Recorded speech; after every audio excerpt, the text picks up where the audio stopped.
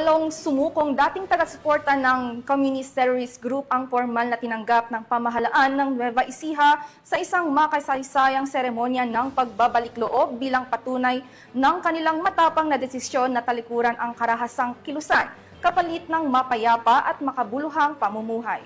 Patrolwoman Janice Bulahaw sa report. 8 dating taga-suporta ng Communist Terrorist Group ang formal na kumalas sa kilusan at nagbalik loob sa pamahalaan sa tulong ng Nueva Ecija PNP at Philippine Army sa isang seremonya na ginanap sa 3rd Forward Operation Base sa Barangay Kasungsong, Gimba, Nueva Ecija nito lamang ika-9 ng Hulyo taong kasalukuyan. Ang aktibidad ay pinangunahan ng mga tauhan ng 2nd Provincial Mobile Force Company ng Nueva Ecija Police Provincial Office sa ilalim ng superbisyon ni Police Lieutenant Colonel Warley C. Bitog, Force Commander. Katuwang ang 84th Infantry Battalion at 7th Infantry Division ng Philippine Army, 303rd Maneuver Company ng Regional Mobile Force Battalion 3 at Gimba Municipal Police Station. Ang mga sumuko ay dating miyembro ng Liga ng Manggagawang Bukid sa ilalim ng Alyansang Magbubukid sa Gitnang Luzon, isang kilalang mass organization na konektado sa makakaliwang kilusan. Sa isinagawang seremonya, inilahad ng isang organizer mula sa LMB ang kanyang personal na karanasan at dahilan ng kanilang pagtalikod sa grupo.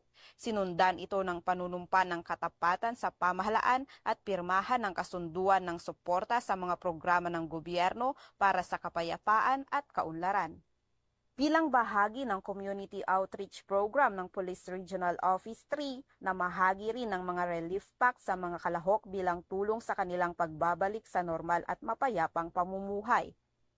Ayon kay Police Lieutenant Colonel Bitog, isang mahalagang hakbang ang ginawang pagbabalik loob ng 8 dating mass supporters ng AMGL bilang patunay ng lumalawak na tiwala ng mamamayan sa mga adhikain ng pamahalaan para sa kapayapaan at kaunlaran ng bansa.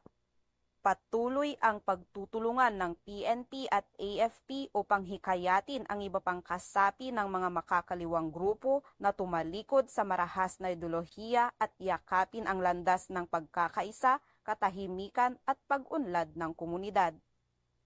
Mula dito sa Gitnang Luzon, ako ang inyong PNN correspondent, Patrolwoman Julie Advicola Peña, alagad ng batas, tagataguyod ng Balitang Pulis.